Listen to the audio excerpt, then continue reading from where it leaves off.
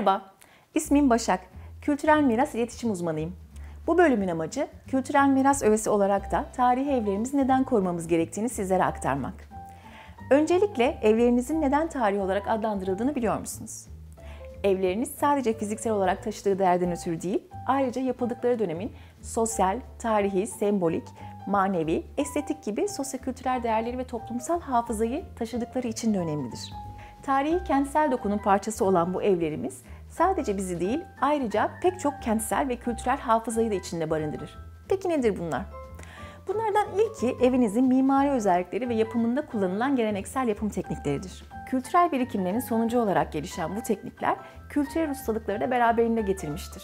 Örneğin Süryani ve Ermeni taş ustalığının yansıdığı taş evler, Kuzey Anadolu kültürlerinin ustalığının vücut bulduğu ahşap evler, bölge iklimine uyumlu, yazın serin, kışın sıcak olan Harran'ın geleneksel kubbeli evleri bunlara örnek olarak verilebilir. Eviniz aynı zamanda bir bütünü oluşturan unsurlardan biridir. Eviniz mahallenin dokusunu yaşayan bir parçasıdır.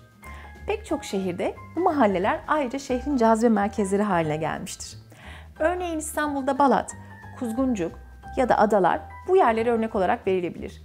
Bursa'da ise Cumalı Kızık Köyü 2014 yılından itibaren UNESCO Dünya Mirası listesinde yer almaktadır.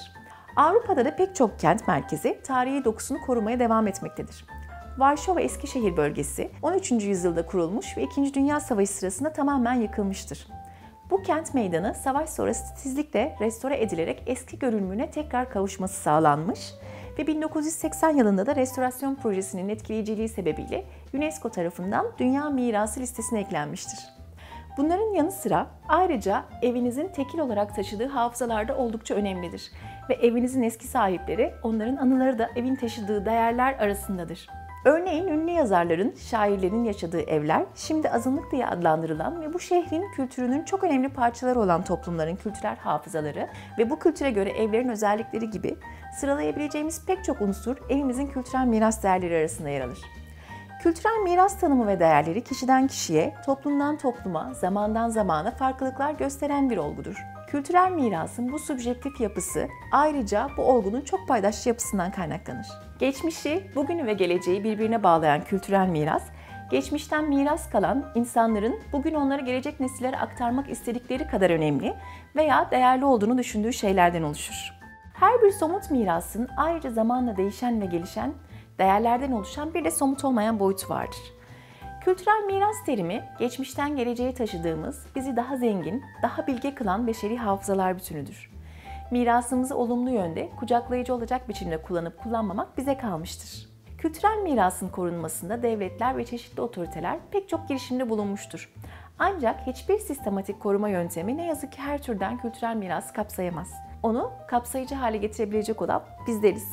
Ve aslında hepimiz birer kültürel miras yöneticisi sayılırız. Büyükannelerimizin yemek tarifleri, aile fotoğraflarımız, danslar ve şarkılar, aile adetlerimiz bunların hepsi kültürel mirasımızdır. Kültürel mirasın teşvik edilmesi, korunması ve kullanılması hakkında düşündüğümüz zaman aslında kültürel miras değerleri hakkında düşünürüz. Bir kültürel miras öğesinin anlamı onun o toplum için değerini de oluşturur. Örneğin hakkındaki hikayeler ve toplumsal hafızalarımızdaki anlamı olmasa Topkapı Sarayı büyük, kapalı bir mekan oluşturmak üzere bir araya getirilmiş taşlardan ibaret sayılabilir. Ancak öyle olmadığını hepimiz biliyoruz. Topkapı Sarayı'nda yaşanmış olan hayat, her bir binanın anlamı, her bir objenin öyküsü, onu kültürel miras yapan değerlerdir. Gerçekte miras bu anlamlardır. Kültürel miras değerleriyle ilgili bilgileri KMKD'nin bir diğer projesi için The Heritage Management Organization'ın hazırladığı Miras adlı kitapçığımızda ayrıca bulabilirsiniz. Bu kitapçığa ekranda gördüğünüz linkten ulaşabilirsiniz. Peki evimizin kültürel miras değerlerini koruyabilmek için nelere dikkat etmeliyiz? Evimizin geleneksel dokusunu ve mimari özelliklerini korumalıyız. Bunun için ayrıca kâgir yapılarda karşılaşılan hasarlar nelerdir? Hasarların azaltılması ve onarımları için neler yapılmalıdır? Tarihi ahşap yapıların güncel durumu, koruma sorunları ve genel değerlendirmeler, tarihi evlerin onarım kategorileri ve tarihi evlerde ne yapmamalı adlı videolarımızı izleyebilirsiniz. Evimizin tarihini araştırmalıyız.